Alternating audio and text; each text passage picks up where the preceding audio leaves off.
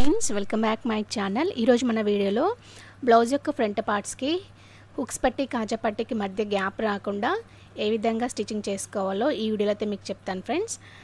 Please friends, వీడియోని ఎక్కడ skip చేయకుండా చూడండి, ఈజీగా అర్థమవుతుంది. చిన్న వీడియోనే కదా. అయితే ఈ రెండింటిని మనకు ముందుగా డాట్స్ అయితే కుడతాం కదా. డాట్స్ కుట్టిన తర్వాత ఒక్కసారి ఈ విధంగా చెక్ చేసుకోండి. ఏదైనా ఎక్కువ తక్కువ వచ్చిందా చెక్ చేయండి. ఒకవేళ మీకు ఏదైనా ఎక్కువ తక్కువ వస్తే ఈ డాట్ అనేది మళ్ళీ కొంచెం ఎక్కువ పట్టేసి మళ్ళీ స్టిచ్ వేసి రెండు సమానం వచ్చేలాగా చూడండి. అలా చూసిన తర్వాత ఈ రెండింటికి కూడా షేప్ బెల్ట్స్ని స్టిచ్ చేసుకోవాలి. నేనైతే షేప్ బెల్ట్స్ని అయితే రెడీ చేశాను ఫ్రెండ్స్.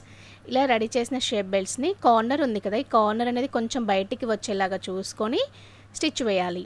ఈ విధంగా స్టిచ్ వేస్తే అది కుట్టిన తర్వాత మనకి ఫ్రంట్ పార్ట్ యొక్క హుక్స్ పట్టి ఆ డాట్స్ ఈ షేప్ బెల్ట్ సమానంగా ఉంటాయి. ఇక్కడ షేప్ బెల్ట్ దగ్గరికి మనం మెయిన్ డాట్ దగ్గరికి వచ్చేసరికి దీన్ని చిన్నగా ఈ విధంగా ఫోల్డ్ చేసి స్టిచ్ వేసుకోండి.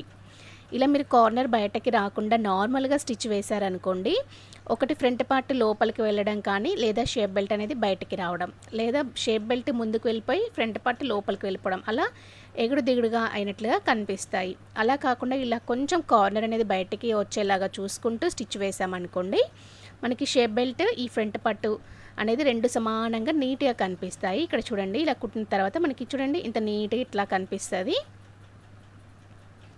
ఇదే విధంగా ఇంకొక వైపు ఉండే షేప్ బెల్ట్ని కూడా స్టిచ్ చేసుకోవాలి. దీన్ని కూడా ఇక్కడ కార్నర్ అనేది ఇలా బయటికి వచ్చేలాగా చూసుకుంటూ స్టిచ్ వేయాలి. ఇలా కాకుండా ఒకసారి మీరు ట్రై చేయండి. నార్మల్గా కుట్టారనుకోండి, ఖచ్చితంగా ఏదైనా ఒకటి ఎక్కువ తక్కువ అవుతుంది. అలా అయినప్పుడు మనం కట్ చేసి కుట్టామనుకోండి, మళ్ళీ ఫ్రంట్ పార్ట్ వేసుకున్నప్పుడు టైట్ అయిపోతుంది. ఈ షేప్ బెల్ట్ దగ్గర హుక్ వచ్చేసరికి టైట్ అయిపోయి మనకి పట్టేసినట్టుగా అవుతుంది. కాబట్టి మనం కుట్టేటప్పుడే ఇలా జాగ్రత్తగా చూసుకుంటూ కుట్టామనుకోండి, మనకి 100% ఫ్రంట్ పార్ట్ అనేది నీట్గా కుదురుతుంది, టైట్ అనేది లేకుండా ఉంటుంది. ఇలా రెండు ఫ్రంట్ పార్ట్స్ని కూడా మళ్ళీ ఒకసారి కుట్టిన తర్వాత మళ్ళీ చెక్ చేసుకోండి. మళ్ళీ ఏదైనా ఎక్కువ తక్కువ వచ్చిందని చెక్ చేయండి. ముందుగానే మనం ఫ్రంట్ పార్ట్ని చెక్ చేసాం కదా, షేప్ బెల్ట్ దగ్గర చెక్ చేసేటప్పుడు అదేమైనా ఎక్కువ వస్తే మళ్ళీ కుట్లు వేసి రెండు సమానం వచ్చేలాగా చూసుకొని స్టిచ్ వేసుకోవాలి. ఇలా వేసిన తర్వాత ఇప్పుడు మనకి వీటికి హుక్స్ పట్టి కాజా పట్టి స్టిచ్ చేద్దాము. ఇక్కడ నేను నెక్ రౌండ్ పీస్ కట్ చేస్తాం కదా, అది తీసుకుంటున్నాను. హుక్స్ పట్టీకేమో లైనింగ్ పీస్ వేస్తున్నాను, కాజా పట్టీకేమో డిజైనర్ క్లాత్ పీస్ వేస్తున్నాను. మీకు భుజాలు జారకుండా ఉండాలి, చంక దగ్గర టైట్గా పట్టేయకుండా ఉండాలి, అలాగే నెక్ రౌండ్ అనేది బాడీకి అద్దినట్టుగా ఉండాలి అంటే ఇట్లా ఒక 1/2 ఇంచుతో నెక్ రౌండ్ దగ్గర నుంచి ఈ డాట్ దగ్గర క్రాస్గా కట్ చేయండి. ఇలా కట్ చేస్తే ఏమవుతుందంటే భుజాలు అనేవి జారకుండా ఉంటాయి. మనకి నెక్ రౌండ్ బ్లౌజ్ వేసుకున్నప్పుడు కూడా బాడీకి అద్దినట్టుగా నీట్గా కనిపిస్తుంది. అలాగే ఒకవేళ కొంతమందికి నెక్ డీప్ ఎక్కువ అయిందనుకోండి, ఈ మెథడ్ ఫాలో అయినా కూడా మీకు నెక్ డీప్ ఎక్కువ కాకుండా మనకి బాడీకి అద్దినట్టుగా ఉంటుంది, భుజాలు అనేవి జారకుండా ఉంటాయి. ఇప్పుడు హుక్స్ పట్టి కుట్టడం కోసం బ్లౌజ్ ఫ్రంట్ పార్ట్ పైన ఈ హుక్స్ పట్టి యొక్క పీస్ని సెట్ చేసుకోవాలి. హుక్స్ పట్టి పీస్ కుట్టేటప్పుడు కూడా మీరు ఈ హుక్స్ పట్టి పీస్ కంటే ఉన్నదానికంటే ఒక 1 ఇంచ్ ఎక్స్ట్రాగా తీసుకోండి. 1 ఇంచ్ ఎక్స్ట్రాగా తీసుకొని పైన ఒక 1/2 ఇంచ్ వదిలిపెట్టేసి కింద ఒక 1/2 ఇంచ్ ఇలా షేప్ బెల్ట్కి కింది వైపుకి ఈ విధంగా ఫోల్డింగ్ చేసి ఒకసారి స్టిచ్ వేసేయండి. ఇలా ఒకసారి స్టిచ్ వేసిన తర్వాత ఈ హుక్స్ పట్టి పీస్ని ఇలా బయట వైపుకి అనుకొని దీని పైనుంచి అణుగుడు కుట్టు అనేది వేసుకోవాలి. ఇలా అణుగుడు కుట్టు వేసిన తర్వాత ఈ పీస్ని ఇట్లా ఒకసారి ఫోల్డ్ చేసినట్టుగా అనుకొని బ్లౌజ్ వైపు ఇలా రివర్స్లోకి తిప్పుకొని ఇలా ఒకసారి ఫోల్డ్ చేసి ఒకసారి నెయిల్తో రఫ్ చేయండి. మళ్ళీ దీన్ని బ్లౌజ్కి అణిగి ఉండేలాగా స్టిచ్ వేసుకోవాలి. లేదా ఈ లైనింగ్ పీస్ని ఒకసారి స్టిచ్ వేసిన తర్వాతైనా మళ్ళీ బ్లౌజ్కి అణిగి ఉండేలాగా వేసుకున్నా మీకు హుక్స్ పట్టి కాజా పట్టి అనేది పర్ఫెక్ట్గానే వస్తుంది. ఈ హుక్స్ పట్టి పీస్ని ఈ విధంగా స్టిచ్ చేసుకోవాలి. ఇలా స్టిచ్ చేసేటప్పుడు మీరు ఫ్రంట్ పార్ట్ని కానీ లాగకండి, లాగినట్లయితే అక్కడ ముడత అనేది వస్తుంది. కాబట్టి చూసుకుంటూ ఒకసారి స్టిచ్ వేసేయండి. ఇలా స్టిచ్ చేసిన తర్వాత చూడండి, మనకి ఫ్రంట్ పార్ట్ అనేది పర్ఫెక్ట్గా కుదురుతుంది.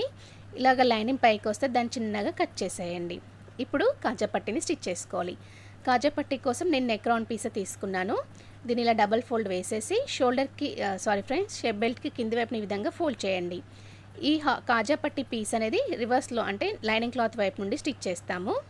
ఇది స్టిచ్ చేసేటప్పుడు కూడా మనకి ఫ్రంట్ పార్ట్ పీస్, ఈ కాజా పట్టికి ఉండే 2 పీసులు ఫోల్డ్ చేసినప్పుడు 2 కనబడతాయి కదా, ఈ 3 పీసులు కూడా సమానం ఉండేలాగా చూసుకుంటూ స్టిచ్ వేయండి. ఎందుకంటే మరి ఏ ఒక్క పీసు మిస్ అయినా కూడా మళ్ళీ మనకి డబల్ వర్క్ అవుతుంది, కుట్లు ఇప్పడం వేయడం అనే ప్రాబ్లం వస్తుంది. కాబట్టి ముందుగానే చూసుకుంటూ స్టిచ్ వేసేయండి. ఇలా ఒకసారి స్టిచ్ చేసిన తర్వాత ఇది ఆల్రెడీ ఫోల్డింగ్ ఉంది కదా, ఈ ఫోల్డింగ్ ఉన్నదాన్ని మనం ఒకసారి స్టిచ్ వేసాం కదా, ఈ స్టిచ్ మీదకి వచ్చేలాగా కుట్టేసేయండి.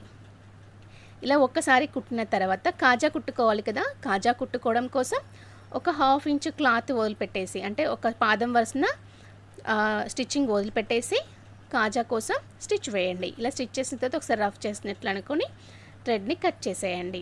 ఇక్కడ మీకు పైన ఎక్స్ట్రాగా వచ్చిన దాన్ని కట్ చేసేయండి. ఇలా కట్ చేసిన తర్వాత చూడండి మనకి నీట్గా పర్ఫెక్ట్గా వస్తుంది. ఏది ఎక్కువ తక్కువ రాదండి.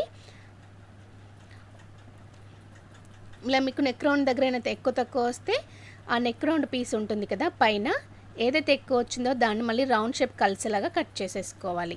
ఇక్కడ చెప్తున్నాను చూడండి, ఇలా రౌండ్ షేప్ వచ్చేలాగా కట్ చేసుకుంటే సరిపోతుంది.